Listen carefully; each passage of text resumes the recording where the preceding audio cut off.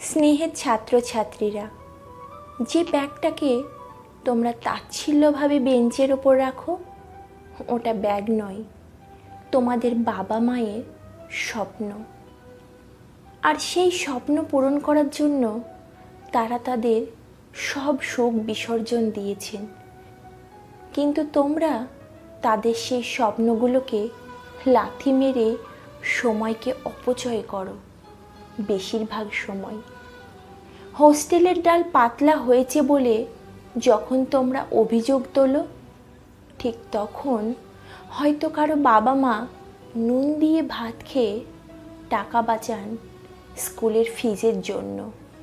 তোমরা যখন 4 বন্ধু মিলে হাসি ঠাট্টায় মেতে পাবজি খেলো, হয়তো তখন তোমাদেরই কারো বাবা মাকে তার সামান্য ভুলের জন্য অকথ্য ভাষায় গাল দেন।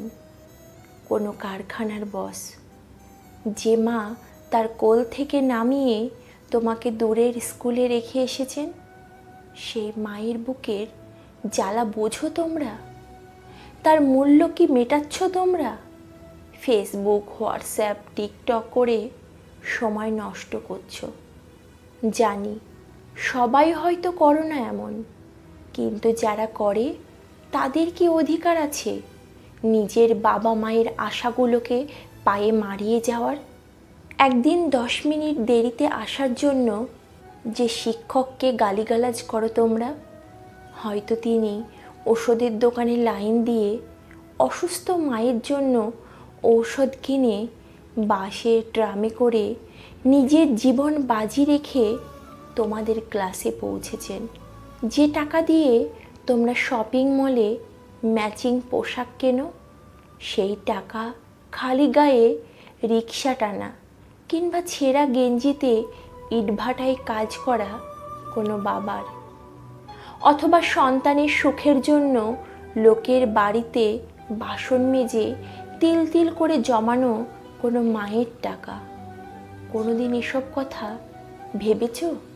জনপ্রিয় সিনেমা স্টারের ছবি শেয়ার, লাইক, কমেন্ট করার মাঝে একবারও ভেবেছ নিজের বাবা মায়ের করুণ মুখটা?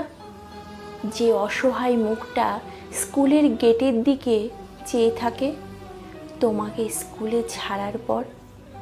সময় আর অর্থ অপচয় করে ব্যালেন্স শেষ হলে তোমরা তো নেট ব্যালেন্স ভরে নাও আবার। কিন্তু শুধু তোমার ভালোর কথা চিন্তা করে কত বাবা মা আজ হাসপাতালের আউটডোরের প্রতিদিনের রোগী।